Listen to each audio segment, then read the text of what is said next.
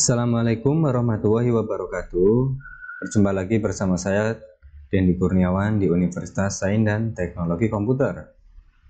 Di sini kita memasuki pertemuan yang ketujuh, yang mana kita masih melanjutkan pertemuan minggu lalu, yaitu pertemuan yang membahas mengenai teori himpunan.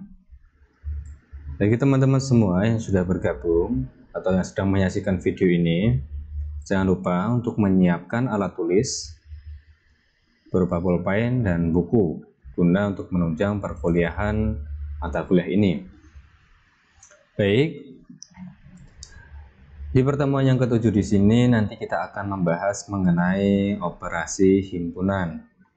Tapi sebelum lebih jauh, saya akan flashback terlebih dahulu di pertemuan yang ke-6 kemarin, yang mana kita sudah memahami ataupun mempelajari definisi dari himpunan.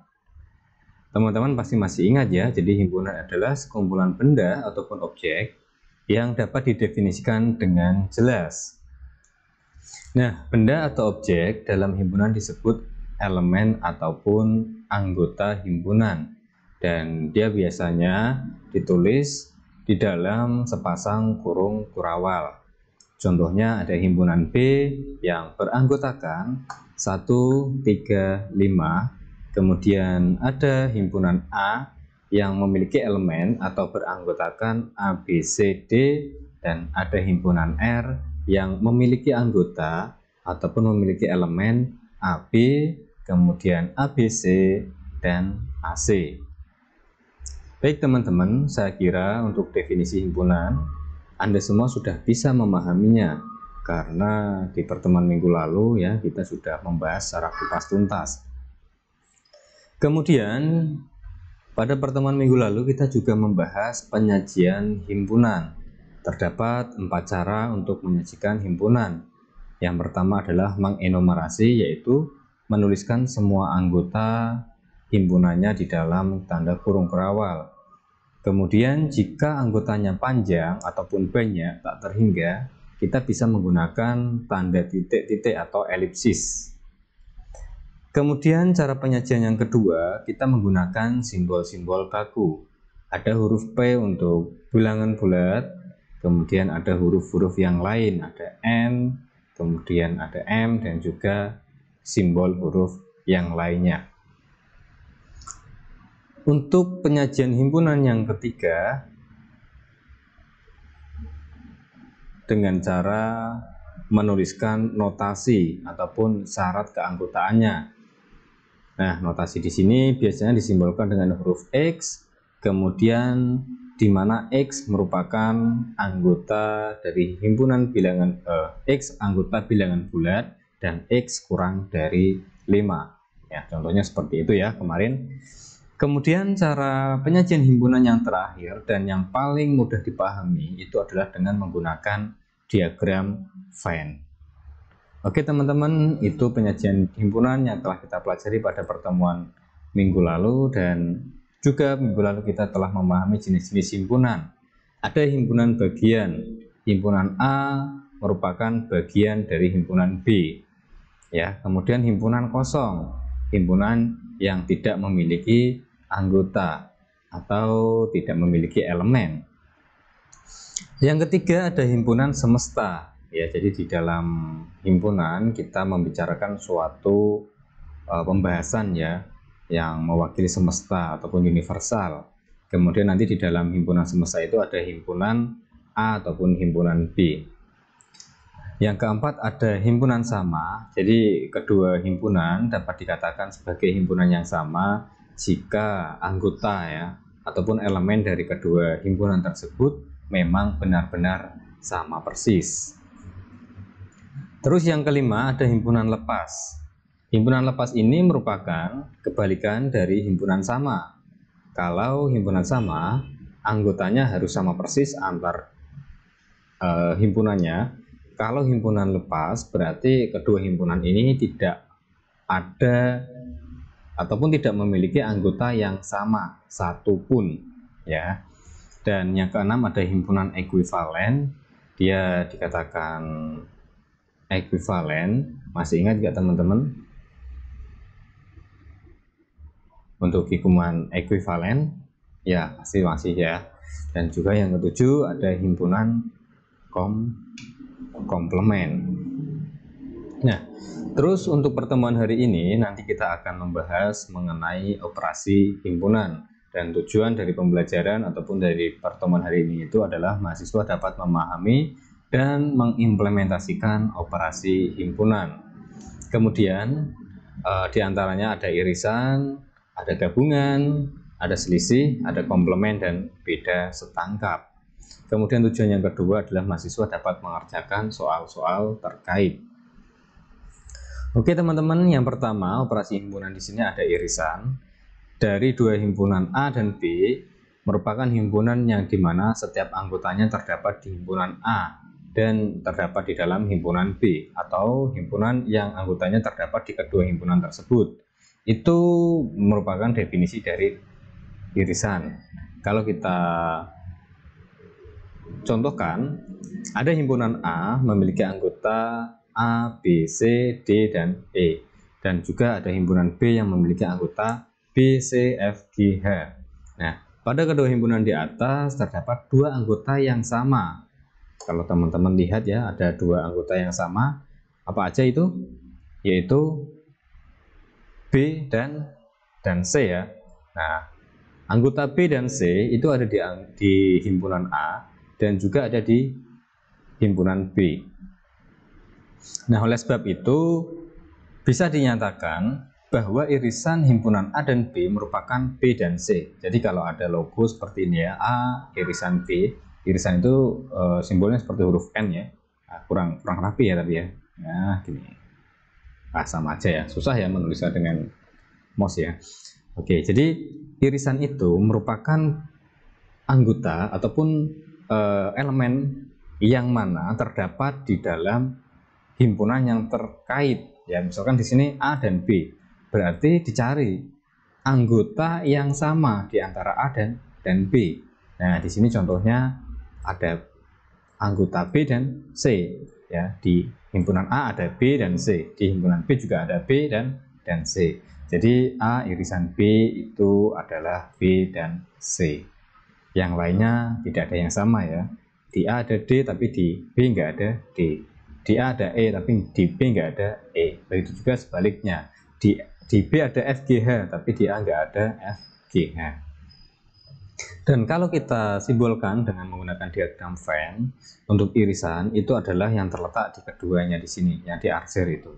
Kalau kita contohkan dengan soal cerita ya, biasanya ini kan mahasiswa yang mengambil program studi TI ada di sini. Mahasiswa yang mengambil program studi TK di sini ya, teknik komputer.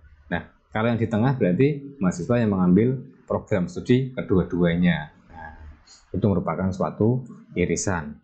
Dan irisan ini jika dinotasikan itu adalah X, di mana X anggota dari A dan X anggota dari B. Nah, teman-teman harus paham ya, kata dan di situ berarti dua syarat ini harus terpenuhi, teman-teman ya. Berbeda kalau kata penghubung di sini adalah atau X anggota A atau X anggota B.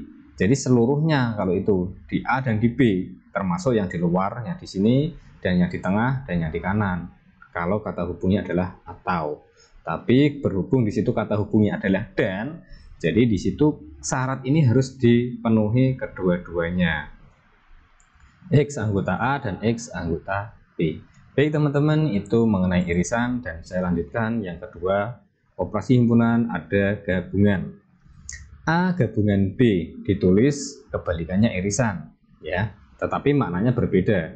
Nah, A gabungan B itu dinotasikan sebagai X, di mana X anggota A atau X anggota B. Sekarang di sini kata penghubungnya atau kata gabungnya adalah atau, teman-teman. Jadi semua yang masuk di A dan yang masuk di B, termasuk yang ada di tengah-tengahnya ya, yang ada di keduanya. Contoh, ada himpunan A beranggotakan 1, 2, 3, 4, 5 dan himpunan B beranggotakan 2, 3, 5, 7, 11. Kalau ditanya A gabungan B itu berapa? Nah, atau anggota A gabungan B itu apa saja? siapa saja? Ya, jawabannya adalah seluruh bilangan yang ada di A dan ada di B. Nah, yang ditulis ganda ataupun yang double, kalau kita lihat di sini ada 2 ya, 2, kemudian ada juga 3 dan 5 ya, itu ganda atau kita sebut 2, 3, 5 ini adalah irisan ya, A irisan B. Nah, kalau kita lihat, tapi kalau gabungan berarti semuanya termasuk 1, 7, dan 11 itu termasuk ke dalam gabungan. Kalau kita gambarkan di dalam diagram Venn, itu berarti keseluruhan seperti ini teman-teman. Ya, oke. Yang termasuk di tengahnya juga, termasuk irisannya juga. Oke ya teman-teman, bisa dipahami ya, cukup mudah sekali untuk gabungan. Dan selanjutnya ada selisih. A selisih B ditulis menjadi A min B ya, ataupun ini juga bisa dibalik teman-teman nanti, A selisih B. Nah, jika ditulis dalam notasi, maka dia berbunyi X, di mana X anggota dari A dan X bukan anggota dari B. Nah, ini juga bisa dibalik, misalkan B selisih A ya, B selisih A. Jadi X di mana X anggota dari B dan X bukan anggota dari A. Nah, tapi nanti nilainya berbeda. A selisih B itu berbeda dengan B selisih A. Nah, coba kita pahami dulu yang A selisih B. Himpunan A beranggotakan 1, 2, 3, 4, 5. Himpunan B beranggotakan 2, 3, 5, 7, 11. Ada 2, 3, 5 yang sama di sana. Ya. Nah, A selisih B yang ada di A tetapi tidak ada di B. Ini kan notasinya ada di A tapi tidak ada di B. Nah, jadi yang ada di A itu kan 1, 2, 3, 4, 5. Tapi yang tidak ada di B, berhubung 2, 3, 5 itu ada di B, maka 2, 3, 5 itu dicoret dari A. Alhasil A selisih B itu adalah nilainya 1 dan 4. Terus kalau saya tanya sekarang, B selisih A, ya, kira-kira berapa nilainya di sini? Atau anggotanya siapa saja dia? B selisih A. Yang ada di B tetapi tidak ada di A. Ya, yang di B kan 2, 3, 5, 7, 11.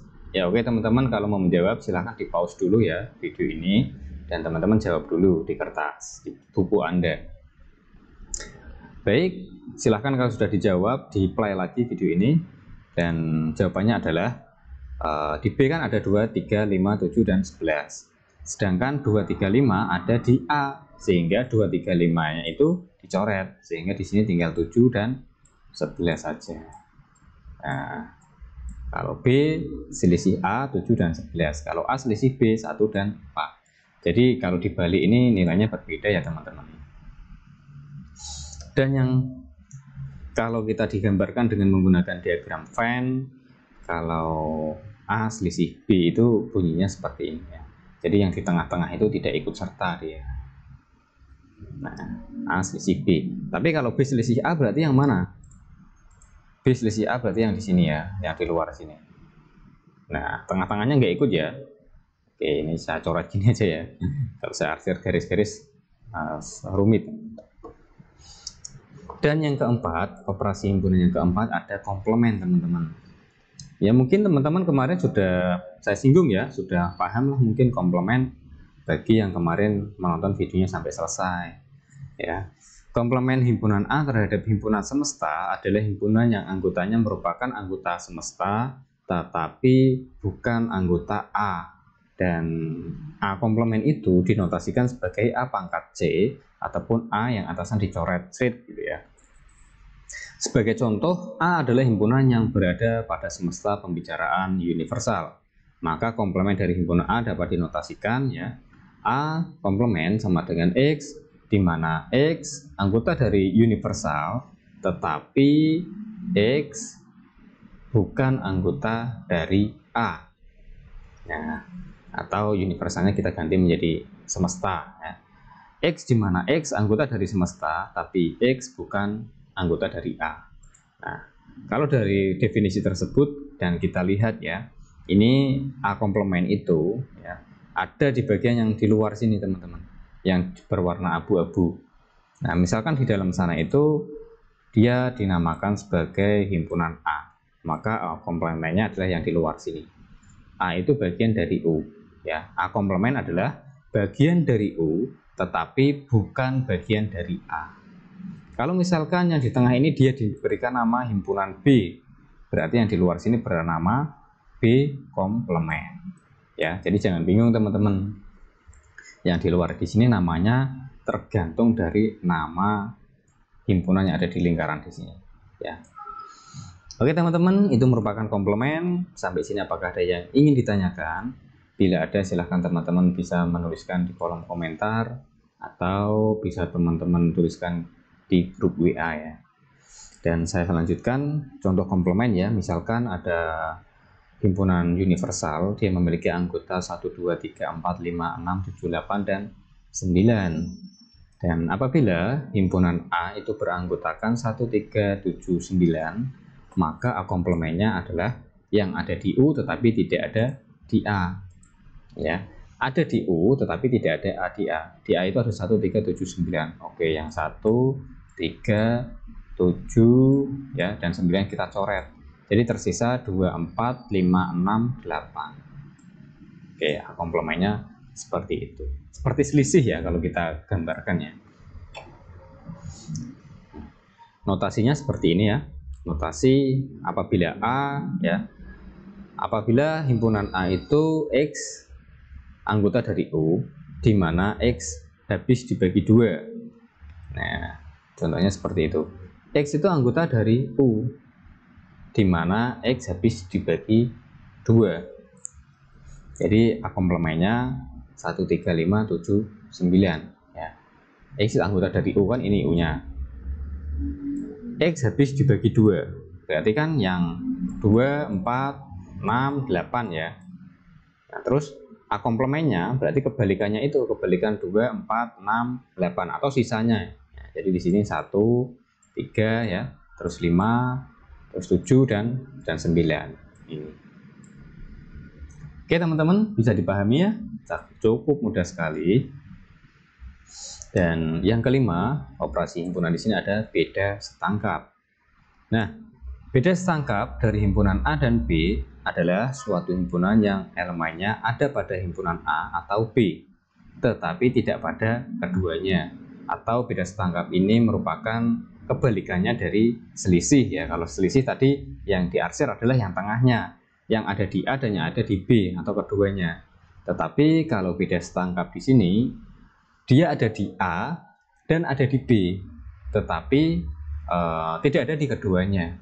Nah, istilahnya dia bisa disimbolkan sebagai gabungan dari A gabungan B, tetapi dikurangi A selisih B. Ya, atau juga bisa dikurangi A selisih B digabung dengan B selisih A. Nah, susah amat ya memahaminya. Coba tapi teman-teman dicermati ya kata-kata tersebut, notasi tersebut. Nanti iya kok, memang seperti itu dia. Misalkan himpunan A memiliki anggota 2, 4, 6 dan himpunan B memiliki anggota 2, 3, 5. Maka A beda setangkap B itu adalah 3, 4, 5, 6. Yang berbeda istilahnya. Di A ada 2, di B ada 2. Ini nggak dipakai dia. Karena ini kalau 2 ini adalah selisih. 2 itu adalah selisih ya. A selisih B itu kan 2. Ya. A selisih B kan 2. Ya. Maaf kok selisih, irisan ya. A irisan B kan 2. Nah, 2 ini nggak dipakai. Ya. Ingat tadi kalau A gabungan B itu kan berarti 2, 3, 4, 5, 6 ya.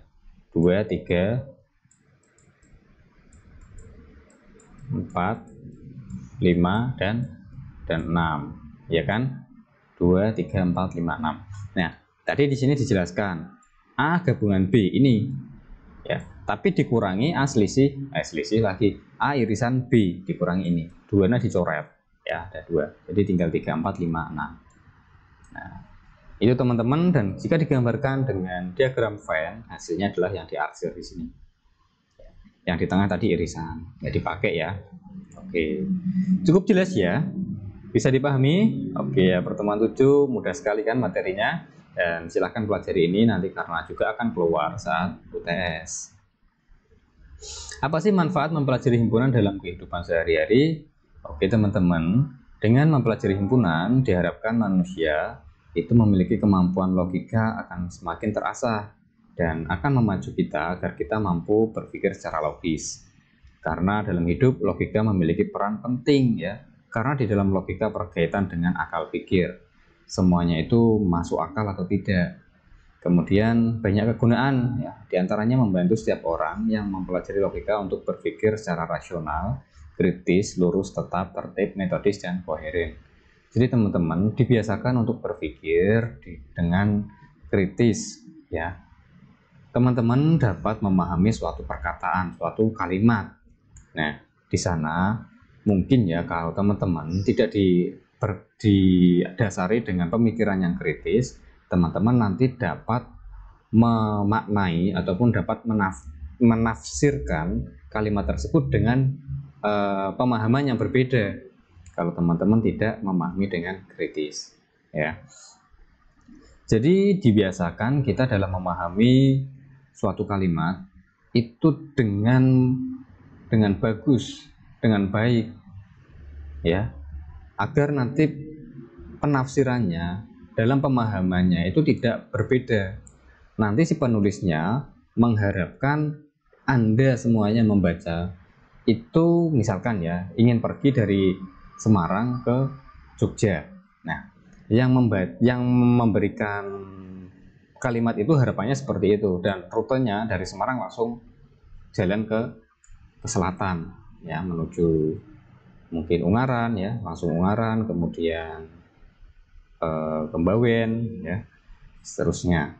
Nah, tetapi kalau Anda tidak diasah ataupun tidak dibiasakan membaca dengan cermat, tidak biasa berpikir secara kritis, mungkin Anda beda penafsirannya. Mungkin Anda dari Semarang ke timur dulu ya, ke Purwodadi malahan. Nah, setelah itu ke timur lagi ya, dan baru ke selatan. Nah, mungkin caranya seperti itu ya, atau contohnya. Kemudian meningkatkan kemampuan berpikir secara abstrak, cermat, dan objektif. Nah, menambah kecerdasan dan meningkatkan kemampuan berpikir secara tajam dan mandiri. Anda dibiasakan dalam matematika itu kan banyak sekali angka-angka, banyak sekali penafsiran ya. Anda dibiasakan untuk membacanya secara cermat, berpikir secara tajam. Wah, ini tuh gimana sih soal yang ini? Susah amat sih dipahami, pelan-pelan dicoba. Ya, sampai Anda paham dulu soalnya seperti itu. Nah, kalau soalnya sudah paham, Anda nanti dalam pengerjaannya itu menjadi mudah. Berbeda kalau soalnya aja Anda nggak paham, ini disuruh apa ya, kok seperti ini, soalnya aja nggak paham, nanti Anda semua nggak bisa mengerjakan. Oke, dan ini ada manfaat-manfaat yang lainnya juga. Baik, di sini ada contoh soal ya, karena tujuan dari pembelajaran di sini itu nanti kan mahasiswa juga memahami serta dapat mengerjakan soal terkait. Nah, contoh soal dari operasi himpunan ya, apabila diketahui himpunan A itu beranggotakan 1, 2, 3, 4, 5. Kemudian himpunan B beranggotakan 2, 3, 6, 7, dan 8. Sedangkan himpunan C beranggotakan 4, 5, 6, 7, dan 8. Maka tentukanlah A irisan B ya. Kemudian yang soal nomor B irisan C. Untuk yang C, A irisan C. Ya, kemudian yang D, A irisan B irisan C. Baik teman-teman, silakan jawab dulu 4 pertanyaan ini di buku catatan Anda, dan pause dulu videonya, nanti setelah itu kita koreksi bersama.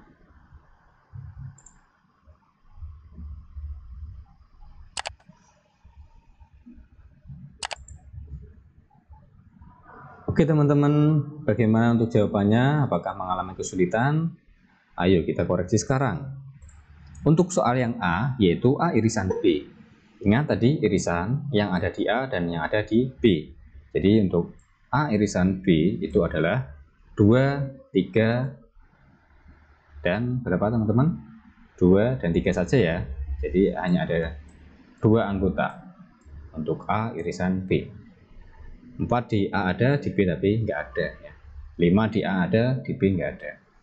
Kemudian yang soal B ya, saya jawab di sini ya. B irisan C. Yang ada di B dan yang ada di C. Oke, kalau kita lihat ada 6, 7 dan 8. Nah, angka 6-nya jelek banget ya. Angka 8-nya juga. Atau susah kok teman-teman nulis dengan mouse. Ini malah bikin apa ya? Ya mungkin teman-teman ada yang ketawa ya. Gini ya. Oke, sekarang A irisan C. Yang ada di A dan yang ada di C. Oke teman-teman, berapakah nilainya? 4 dan 5 ya. Oke, 4 dan 5. Nah, ya sambil dikoreksi ya teman-teman, barangkali saya ada yang kelewatan. A dan C 1, 2, 3, 4, 5, 4, 5. Oh ya, sudah ya. Kemudian yang D, nah ini yang agak sulit ya. Ya, saya katakan agak sulit karena di sana A selisih A irisan D irisan C. Nah, mungkin teman-teman di sini mengira, ada yang mengira ya mungkin yang ada di A dan B berarti 2, 3, kemudian ada di B dan ada di C. Mungkin ada yang menjawab 2, 3, 6, 7, 8, atau semua jawaban ABC ini Anda tampung 2, 3, 4, 5, 6, 7, 8. Ada yang seperti itu? Ayo, siapa? Kalau ada yang menjawab seperti itu, berarti jawaban Anda kurang tepat, teman-teman. Jadi kalau soal yang D ini, A irisan B irisan C, di ketiga-tiganya itu harus ada, harus terpenuhi. Ya oke, 1 di A ada, di B nggak ada, di C nggak ada, jadi 1 gagal. 2 di A ada, di B ada, di C nggak ada, oke, 2 juga gagal. 3 di A ada, di B ada, di C nggak ada, gagal juga. 4 di A ada, di B nggak ada, di C ada, oke, gagal karena di B nggak ada ya. Kemudian 5 ada di A, tidak ada di B, tidak ada di C, oke, gagal. Nah, kemudian 6 di B dan C ada, tetapi di A tidak ada. Nah, jadi nggak bisa ya, karena A irisan B irisan C harus ada di ketiga himpunan tersebut. Kemudian 7 dan 8 itu ada di B dan ada di C, di A-nya nggak ada, maka ini juga gagal. Nah, jadi untuk A irisan B irisan C itu adalah himpunan kosong, teman-teman. Ya, himpunan yang tidak memiliki anggota atau tidak memiliki elemen. Ada yang menjawab seperti ini? Oke, 100 bagi Anda ya yang menjawab seperti itu. Tapi dalam ucapan, tidak dalam nilai. Ya, oke, ini nanti mungkin ya nanti keluar saat UTS. Atau kalau enggak ya nilainya sini yang saya ganti ya. Baik teman-teman, nah itu sebenarnya saya dijawabnya juga ya, 45 dan ini himpunan kosong.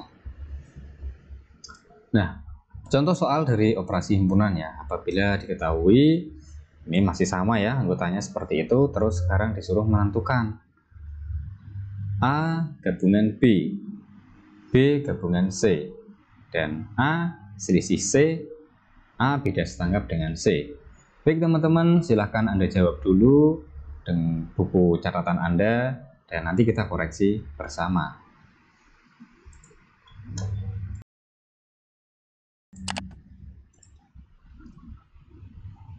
Ya, kalau sudah menjawab semua, silahkan di-play lagi videonya dan mari kita jawab A gabungan B. Jadi yang ada di A dan juga ada di B. Ya, semua yang ada di A dan ada di B, mari kita tulis. 1, 2, 3, 4, 5, 6, 7, dan 8 ya.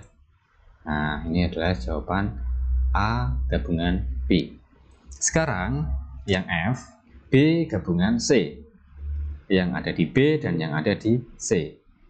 B itu 2, 3, 6, 7, 8. C-nya 4, 5, 6, 7, 8. Jadi, 2, 3, 4, 5, 6, 7, 8 ya, saya bukan jarjit ya, yang 2, 3 gitu ya. 2, 3, 4, 5, 6, 7, dan 8. Ada yang salah teman-teman? Oke, kalau yang salah nanti silahkan dicoba dipahami lagi ya, ditonton lagi videonya dengan cermat, dengan teliti. Nah, kemudian yang G, A selisih C. Yang ada di A tetapi tidak ada yang di C. Tetapi dikurangi dengan yang ada di C. Jadi kalau kita lihat di A itu ada kan 1, 2, 3, 4, 5. Sedangkan di C itu ada 4, 5. Jadi yang hanya ada di A saja 1, 2, dan 3. Dan yang terakhir adalah A beda setangkap C. Yang ada di A, yang ada di C, tetapi yang tidak sama atau tidak ada yang kedua-duanya. Kalau kita lihat di A itu kan 1, 2, 3, 4, 5. Sedangkan di C 4, 5, 6, 7, dan 8. Oke teman-teman, jawaban Anda berapa?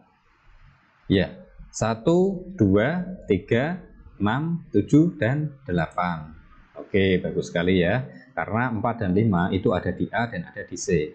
4, 5 ini merupakan irisan ya. A irisan C, jawabannya 4 dan 5. Nah, contoh lain ya, ada soal cerita sekarang. Nah, di dalam sebuah kelas terdapat 38 orang mahasiswa. Ya, kelasnya kok sedikit banget ya. Ya, mungkin ini dalam satu kelas, satu jurusan, satu gelombang ya mungkin ya. Dalam sebuah kelas terdapat 38 orang mahasiswa. 24 orang gemar pemrograman dan 30 orang gemar edit video, serta 16 orang gemar keduanya atau gemar pemrograman dan gemar edit video. Tentukan banyaknya mahasiswa yang gemar pemrograman saja dan yang gemar edit video saja. Nah, dari soal tersebut teman-teman masih ingat nggak cara untuk pembahasannya? Coba sekarang dijawab dulu ya, di pause dulu videonya, dan nanti ketika sudah selesai untuk dari penjawabannya silahkan teman-teman putar lagi videonya. Baik teman-teman, ayo kita bahas secara bersama dan kita koreksi jawaban Anda apakah benar. Ya, oke, diketahui pemrograman tadi ada 24 dan edit video ada 30. Terus untuk yang menyukai keduanya ada 16. Dan jumlah mahasiswanya itu adalah 38 ya teman-teman. Baik, tadi yang ditanya adalah yang pertama yang menyukai pemrograman saja itu ada berapa. Kemudian yang B, edit video saja ada berapa. Jawabannya adalah yang A dulu ya. Yang pemrograman ada 24 dikurangi dengan keduanya yaitu 16. Jadi yang suka pemrograman saja itu ada 8 siswa teman-teman. Ya, terus untuk yang edit video saja juga sama nanti. 30 dikurangi dengan 16 yaitu 14 siswa yang menyukai edit video saja. Nah, apakah caranya seperti itu? Coba kita koreksi ya. Jadi kita jumlahkan sekarang antara yang suka pemrograman saja, edit video saja, kemudian keduanya, kemudian dijumlahkan dengan yang tidak sukanya ya, yang tidak memilih keduanya itu seharusnya 38. Nah, semestanya seperti ini teman-teman. 8 ditambah 14 ini ya, dari pemrograman 8, edit video 14, kemudian 16 ini adalah keduanya, terus ditambah 0 itu adalah yang tidak memilih keduanya ya. Meskipun di soal tidak dijelaskan, tapi kita bisa memahaminya karena kita sudah belajar karena kita sudah bisa berpikir secara kritis ya. Meskipun tidak dijelaskan, kita sudah bisa memahaminya. Yang tidak memilih keduanya ada 0 mahasiswa dan totalnya ada 38 siswa. Benar ya, tadi jumlahnya ada 38 mahasiswa. Oke ya teman-teman, dan ini diagram V-nya, pemrograman 24, 16 keduanya, video 30, dan tidak memilih keduanya itu seperti komplement ya. Nah, tidak memilih keduanya itu ibaratnya komplement. Semestanya ada 38. Nah, silakan ini pahami teman-teman. Jadi ada beberapa operasi himpunan ya. Ini misalkan A digabung dengan B dan dikurangi dengan C. Jadi yang di sini ya dipakai. Ya, ini biasanya di grafis itu sering dipakai ya. Untuk bagian trim, kemudian apalagi itu kalau di Corel. Nah, kemudian ini ada A digabung, yang mana gabungnya itu diambilkan dari B yang sudah dikurangi dengan C. Nah, yang diambil di sini. Nah, kemudian juga yang lainnya. Oke ya, untuk pertemuan yang ketujuh di sini, apakah ada yang ingin ditanyakan teman-teman? Kalau ada, silahkan bisa menghubungi saya di WA di jam dan hari kerja, atau teman-teman bisa komentar di video ini atau di live chat, di Syakat. Sekian dan terima kasih untuk pertemuan hari ini, dan di sini saya akan menjelaskan sedikit mengenai project ataupun mengenai UTS-nya, ujian tengah semester.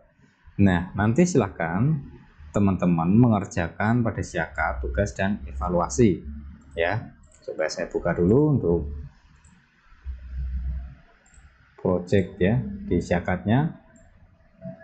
Nah, sebentar, saya sedang masuk ke dalam halaman Syakat ya. Oke teman-teman, di Syakat silahkan nanti teman-teman lihat di bagian tugas dan evaluasi di sini ya, masuk sebagai peserta teman-teman. Ya, masuk sebagai peserta, kemudian nanti silahkan teman-teman ikuti tes. Ya, nanti di sini ada tulisan UTS Matematika Diskrit yang dibuat oleh saya, Bapak Dendi Kurniawan ya, jangan Bapak Rusito karena ini beda dosen ya. Nanti ada ya, karena ini belum saya buat, jadi saya belum menampilkan di situ. Saya masih menampilkan tugas nih ya. Nah, nanti juga ada tugas satu juga. Oke, nanti silahkan dikerjakan ya. Dan ini akan aktif sesuai dengan harinya teman-teman ya. Ini akan aktif sesuai dengan harinya. Nanti kalau sudah pada harinya, ini contohnya ya, hari Rabu tanggal 1 bulan 12 itu dia akan aktif. Nah, sudah saatnya dia tanggal tersebut, nanti dia menjadi aktif mulai tes. Kemudian nanti masukkan kode ataupun passwordnya ya. Passwordnya nanti akan saya share saat pertemuan UTS.